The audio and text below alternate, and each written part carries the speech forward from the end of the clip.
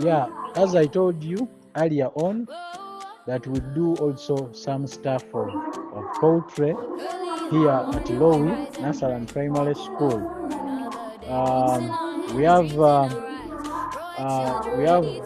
turkeys, we have ducks, and we have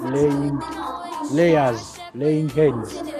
Layers we have 100. The turkey we have 54, and out of the 54, 24 are female.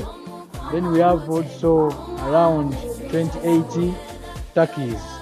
As you can see them, the turkeys are here at the campus, and they are always moving around the school. They are on free range system. They feed on grass.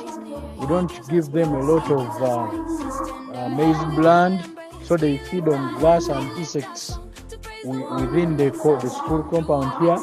But for the layers, for them, we buy for them food, and they are under strict supervision. I will take you to the layers farm, and I show you some of our layers. Thank you.